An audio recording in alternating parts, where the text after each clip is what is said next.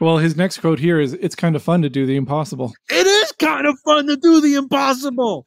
It is so fun to do the impossible. Yes, it is. Yes, it is. Right? Why wouldn't it be? Everybody says no and you can do it. That's the ultimate, that in and of itself is fearlessness.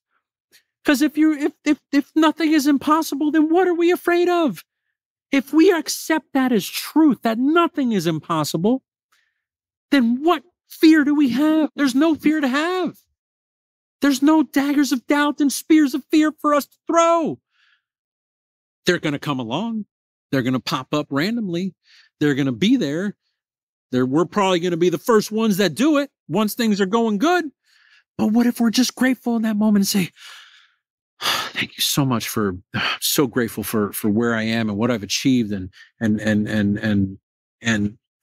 everybody that's helped me get here and all of the choices that I've made for myself or have made for my dream to get me to this place when things are going too good to be true. Too good to be true is a fear. Immediately, that's a spear of fear of the highest degree.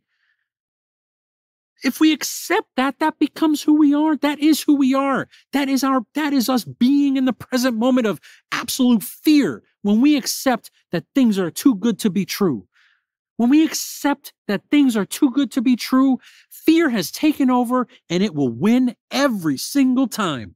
Every time it will win if we give it that power. Because where our attention goes, our energy flows. And where our attention goes to accepting that it's too good to be true, it very well is too good to be true because we've already accepted that as our truth.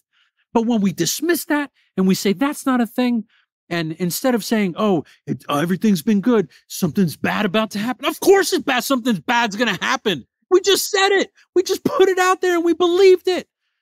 Of course, what do we expect? And then something bad happens and we say, I knew it. Of course you knew it because we said it and we believed it. Can we just be honest with ourselves that is a possibility that could have led us to where we are? Like, yes, possible. But how many of us are honest with ourselves and look back and look at what we said and look at what we felt and then ultimately what happened in our reality? Yes, of course, if we accept that. And so the point in going through those is to help inspire the realization that what we accept as truth is who we are now. What we accept as truth is who we become, and what we accept as truth is what becomes part of our inner being, whether it be good, bad, or indifferent. And so why not choose things that are good?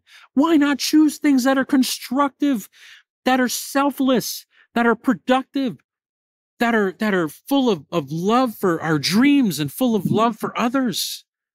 We have that potential. All potentials exist in the present moment. All potentials, right? So like if we can just trust, and a part of it is how do we know, is trying to think about, well, how do I become this person? Or how do I do this? Or how do I do that? This is my dream. What do I do? Every day, make one choice, a series of choices that are activities that are in favor of what it is that we want, in favor. It doesn't need to be a life commitment that nothing else exists and this is all I'm doing. What that does is that brings incredible focus, but that's not realistic for most, or pragmatic for most people.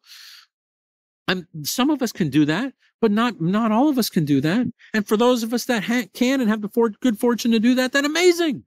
Clear everything out. Focus everything on one thing. It will happen so much faster, so much faster. But if it doesn't, then there's a reason. And if it doesn't, then look at that as, what's this challenge? This is not happening when I wanted it to happen. This is not happening how I thought it was going to happen. But you know what? That's okay. Because I'm not focusing on the how and the when. I'm focusing on what I want. And this is an obstacle in which I can learn from, in which I feel that I just need to experience in order to ultimately get to the exact state of what it is that I want to be. The state of what it is that I'm trying to achieve and the feelings that I'm trying to feel when I'm in that state.